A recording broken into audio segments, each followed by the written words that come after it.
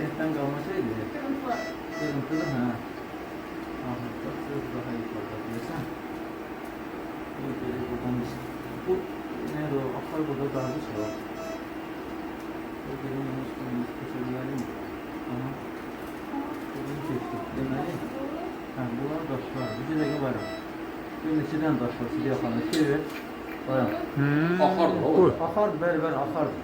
Akarda çox sarı daşlardır. Kiber. 6-7'den bak. Bu çox olmalıdır. İşte Oo. santim ölçüsündə olmalıdır burada. Onda genişler de akar ha. Hə, hə. Akarda daşlar yığılır. Çox aramaklı. Deyirsən Azəri. Qaydaşdın. Neyse. Ver.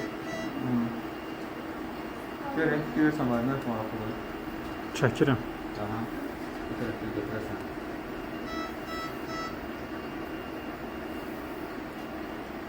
Bakabilirsiniz özünüz də. Abi müəllim, endoskop görüşü. Kameranı görebilirsiniz. Bura bak, başlara bak. Ekran çevir bir taneniz baksın. Kardeş. Taşlara bak, taşlara bura bak. Yumurta kimi fikir ver.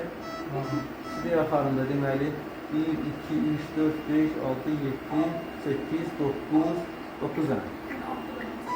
Çok güzel. Götürebilsen bari. Hı hı.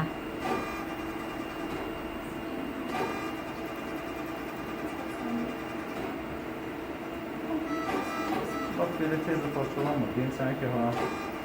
Gerçek tez olan da çok olsun. Bir tane lazik surarsız oradan. Hocam, terlik biraz aşağıdır. Mesela.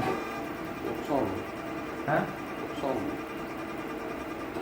Biraz şu, birazdan buralar, biraz mayen basak. Ama mayası geçsin biraz.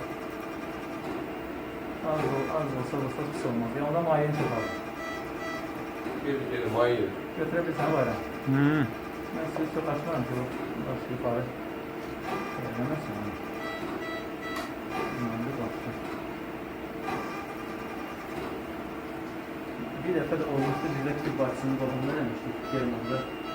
Öyle bir. Buna benzer.